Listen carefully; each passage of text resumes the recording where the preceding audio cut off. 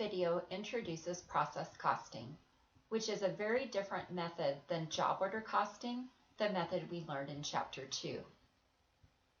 Job order costing is appropriate for companies that make many different products each period, like Boeing, that makes lots of different airplanes. We used a POHR to allocate overhead with job order costing, and we kept track of costs on job cost sheets. Process costing is for a completely different type of company, one that manufactures many units of products, such as a paper towel company. They make many rolls of paper towels. One unit of product is indistinguishable from other units, and it's this identical nature that enables companies that use process costing to assign the same average cost per unit. So we would say that each package of paper towels costs the same average cost per unit, where we couldn't say that about these airplanes. So completely different costing methods for very different types of products. So before we talk more about the unique characteristics of process costing, let's talk about some similarities to job order costing. We're still going to keep track of our product or manufacturing costs separately from our period costs. The period costs are still going to flow directly to the income statement in the period incurred, while our product costs are going to flow through the various balance sheet inventory accounts, and these accounts, the three inventory accounts, will be the same. We're still going to expense the cost of the product when we sell the product, and we're still going to calculate a unit product cost. Now let's talk about some differences. In job order costing, we accumulate costs by job on job cost sheets. And then in order to calculate unit product cost, we wait until the job is done, add up all the manufacturing costs for a particular job, and then divide by the number of units in the job. With process costing, we're going to accumulate costs by department instead. And a department is a processing department. So for example, with paper towels, let's say the first processing department, Department A, is the pulp department, where the pulp is mixed together. The second, let's say, is the rolling department, where they're rolled out into sheets. And let's say the last department is the packaging department, where the rolls are wrapped in plastic. So manufacturing costs will be incurred in each of the various processing departments, and we're going to accumulate those costs by department. And how we calculate unit product costs will be different. We're going to total the manufacturing costs in each processing department, divide by the total of units to get unit product cost. It's helpful to think of unit product cost as a snowball, where in the first processing department, some manufacturing costs are incurred and our unit product cost is calculated. But then as the units pass into the next processing department, we add more manufacturing costs and the unit product cost grows larger. And again, to the next processing department, the unit product cost grows larger again. So you can think of unit product cost as a snowball picking up costs as the units of product move through the various processing departments.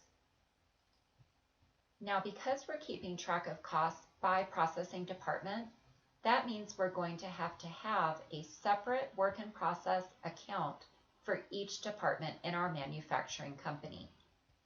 Now, you won't have to do the journal entries, but you could apply the concepts that you learned in Chapter 2 for the journal entries.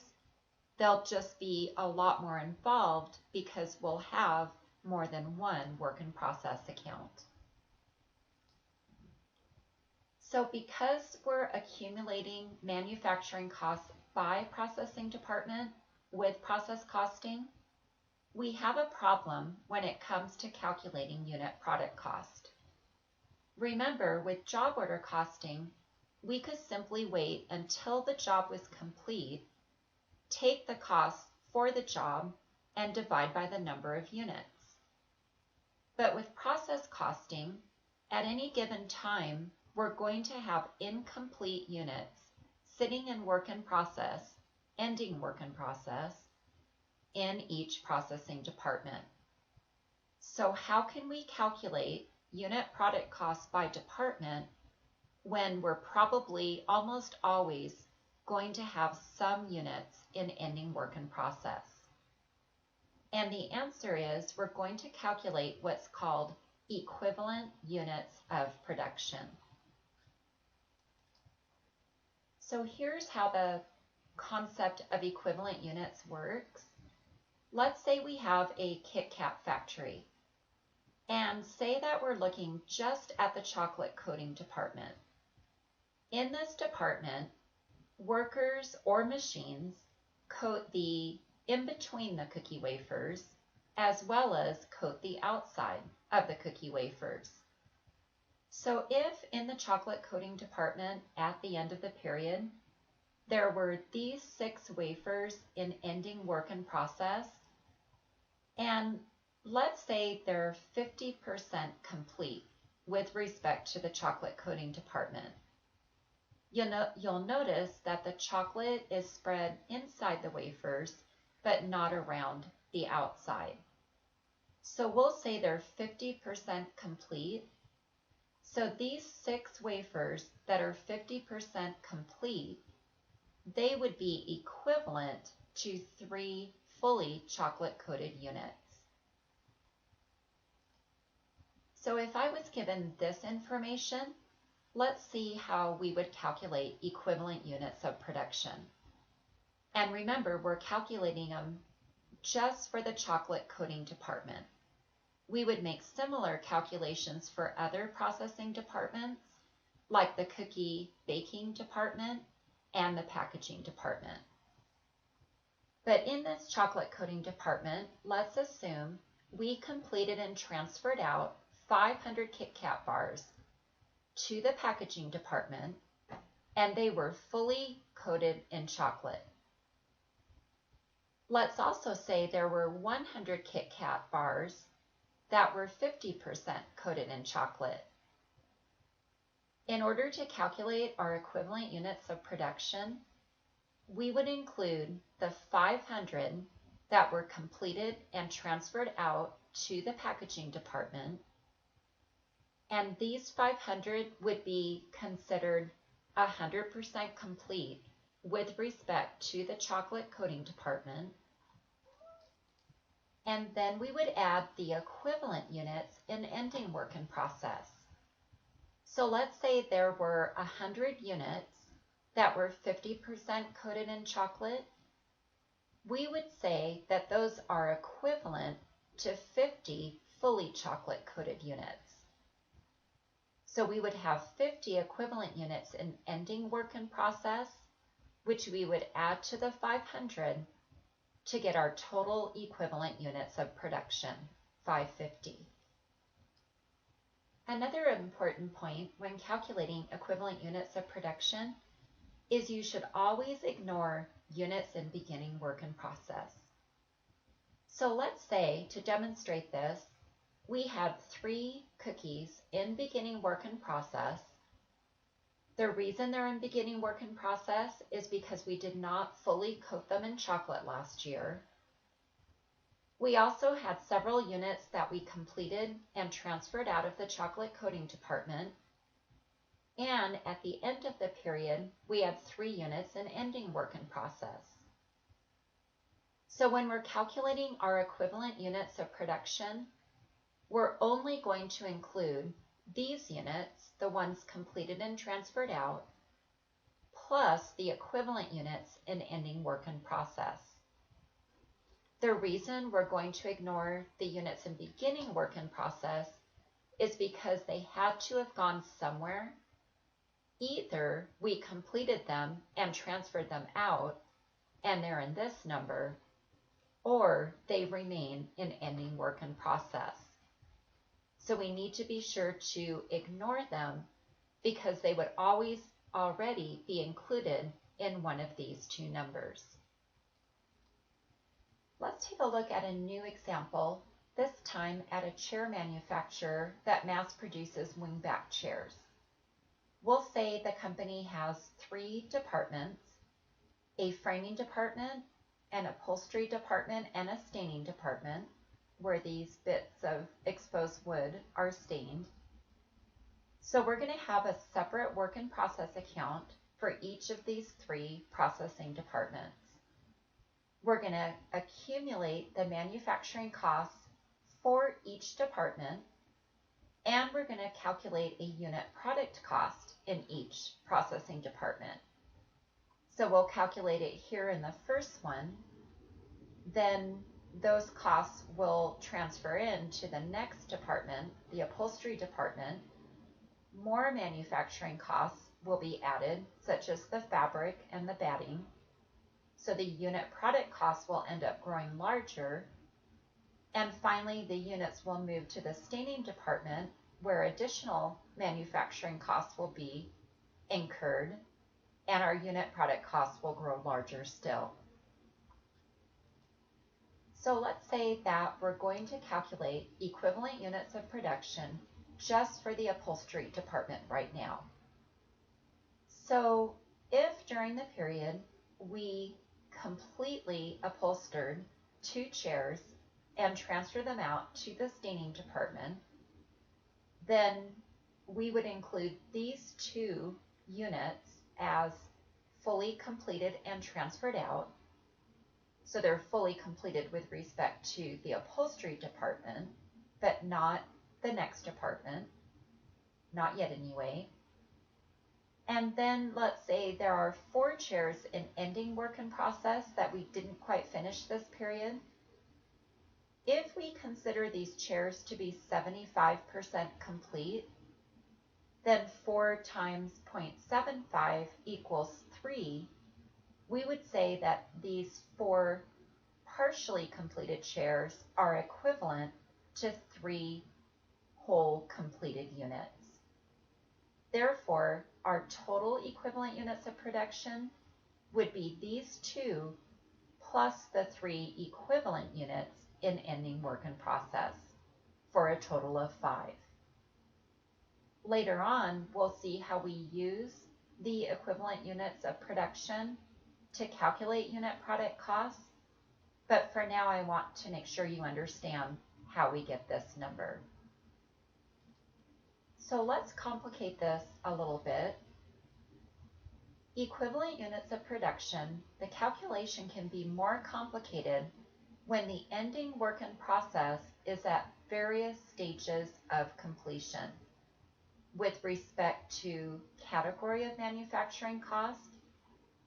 So what I mean by that is, let's change these percentages in this example. Let's say that these 4 chairs are 90% complete with respect to materials, the fabric, but let's say they're only 75% complete with respect to the total amount of labor and overhead needed to finish them. In situations like these, we need to calculate different equivalent units of production, different ones for each input.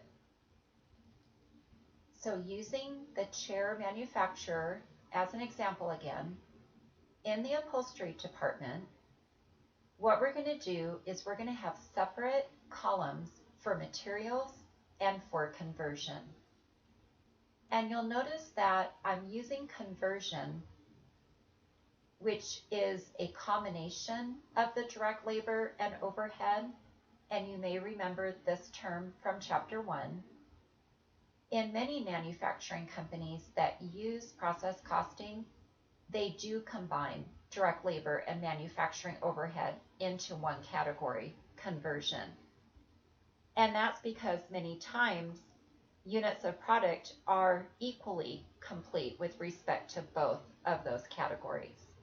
So they can be lumped together in many cases. So we're doing that here, and we can see that we're going to start with the number of units completed and transferred out to the staining department. And there were 2 chairs that were fully upholstered and transferred out to the staining department. So we put a 2 into each column, and those 2 chairs were 100% complete with respect to both materials and conversion cost. Now, in our ending work in process, there were those 4 chairs, but they were 90% complete with respect to materials. So we multiply these numbers to get the equivalent units for material cost. And then we multiply the 4 chairs again by 75% to get the equivalent units with respect to conversion costs. So we're going to have different numbers for our total equivalent units in each column. One last thing, what if I don't tell you the number of units completed and transferred out? We know we need that figure in order to calculate equivalent units of production, but if I don't give you that number, there is a way you can figure it out.